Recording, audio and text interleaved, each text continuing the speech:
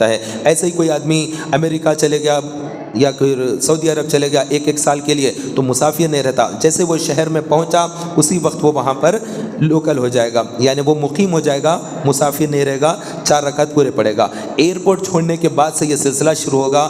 پہلے شروع میں یہ کہا جاتا تھا حیدرآباد کے ایئرپورٹ پہ بھی 2 رکعت ہی نماز پڑھنا کیونکہ مسافر ہے، لیکن اب علماء فرماتے کہ نہیں، حیدرآباد کے ایئرپورٹ پہ بھی 4 رکعت پڑھنا ہے کیونکہ اب وہ شہر کے اندر آ گیا۔ شہر بڑھتے بڑھتے گھراں دکاناں کارخانے ہوتے وہ جو جنگل تھا، لین سے جو جھاڑ وغیرہ دکھتے تھے اب نظر نہیں آ رہے، اب کچھ نہ کچھ عمارتیں بلڈنگاں وغیرہ بن گئی ہے وہاں تک، تو ایسا دکھ رہا ہے کہ وہ بھی شہر کے اندر داخل ہو گیا۔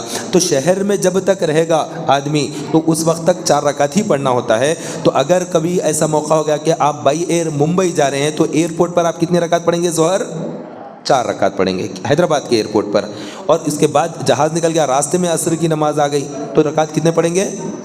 2 رکعت پڑھیں گے۔ تو نماز ویسے ہی پڑھ لیں گے، وہیں پر بیٹھے بیٹھے نماز پڑھیں گے۔ وضو تو پہلے سے کیا ہوا ہے، نہیں کیا ہوا بھی ہے تو جا کر وضو وہاں پر کر لے اور بیٹھے بیٹھے نماز پڑھ لے، اور اگر کھڑے رہ کر پڑھ سکتا ہے تو جہاز بالکل اسٹریٹ جاتا ہے، ہم ویسا بھی پڑھ لے سکتے ہیں، وہاں پر قبلہ کی سمت معلوم ہو جائے اس کے اندر تو معلوم ہو جائے گا کدھر ہے، تو وہ حساب سے نماز کی وجہ سے پڑھ لے سکتے ہیں۔ ان چیزوں کو یاد رکھیں۔